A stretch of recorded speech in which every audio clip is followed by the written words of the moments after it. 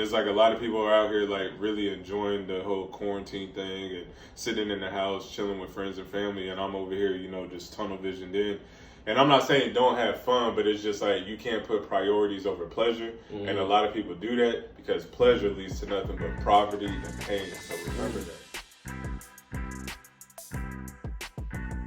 Help you guys out and just help you guys get to the next level. So Sure. let's get it, man. I'm glad to be here, man. I'm glad to be here. Yeah. So let's do it. Bro, so I've known this guy for, man, close to what, like 10 over 10 years, right? Like 12 summers, baby. It's been a long time, man, and just to watch him grow, he's seen me back in my days when I was playing basketball. He's the reason why I went so hard, right? One of the huge motivators when I was little, so I appreciate him for that, and then he still motivate me till this day, all right? And it's important to keep people like that in your life, man. Like I talk about it all the time. Your environment is crucial to your success. So the first question I got for you, yes, sir. so my fans and followers can just know you a little bit more is, sure.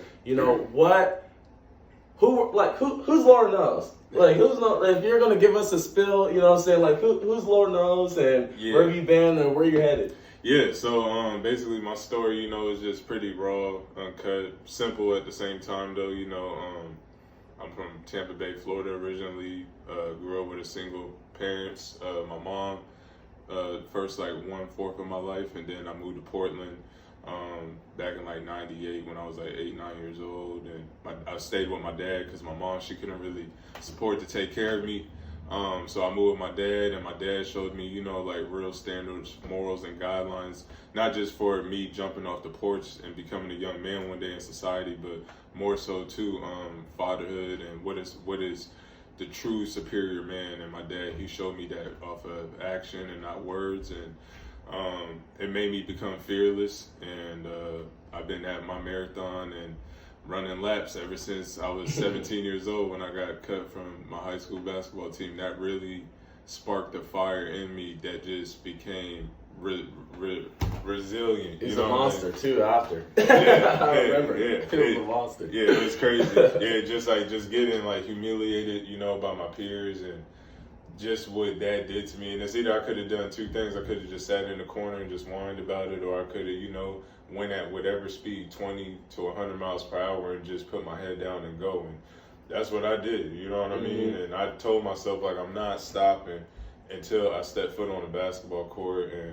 But like, some people out there know the story, some people don't, but I knew I was done with basketball when the dude that cut me became a college coach, and randomly he saw me playing in the game, and he was just like dumbfounded that like he saw me playing college basketball and was like, wow. And right then and there, I just knew that I was done with ball because I was burnt out at the time, and then I just knew that that wasn't really like my purpose. And at 23 years old, that's when I really went full down on my purpose with my business, and now we here, what I'm saying, 6 years later. So talk about a little bit about the business. So you see the sports side, because I have a lot of kids that follow me. So you see the sports side of things, and what he said right there, what I want you guys to get is the two decisions he had. So when he got cut from the team, he felt that humiliation and everything like that. I tell you guys this all the time, right? Life is not always going to work out in the way that you plan it, but it's always about what you do after that. How you react to that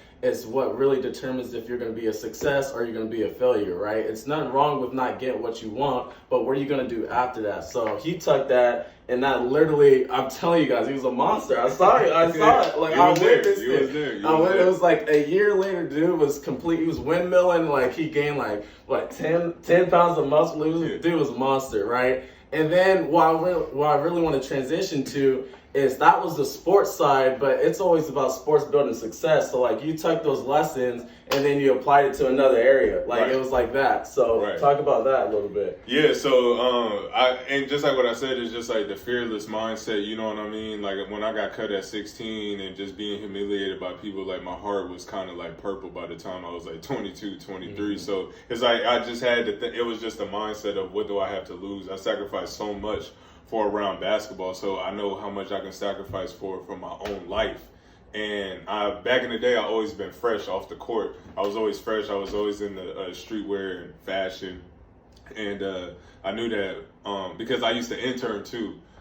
for a brand in Portland when I was like on my hoop journey and stuff, and Oh. I just saw the back end of like kind of like firsthand as a kid, like what is it like to run a brand, and I always looked up to those dudes, and I was just all like, man, one day I want to do that. And then once I knew I was done with basketball, I was just like, yeah, like this is what I want to do. I want to be a brand owner of something real, authentic that comes from the heart, and just put it to work and just see how the world adapts, and just keep giving until the world adapts. And that's what I've been doing for 6 years. And I just took the principles off of from playing sports, and I just translated that into business. And it took time because I just jumped into business at a young age. Nobody around me ever started a business. The people I was with and around, they didn't have businesses. My dad didn't show me business. So it was kind of like starting from the bottom of the totem pole, and I'm still to this day. It's like I'm still working my way up. You know, a lot of people out here barbecuing, having fun with their friends and all that, and I'm literally in here like reading a book a week, 10 o'clock right now. Yeah, on a Friday. Yeah, literally, yeah. And it's like a lot of people are out here like really enjoying the whole quarantine thing and sitting in the house, chilling with friends and family. And I'm over here, you know, just tunnel visioned in. And I'm not saying don't have fun, but it's just like you can't put priorities over pleasure. And a lot of people do that because pleasure leads to nothing but poverty and pain. So remember that.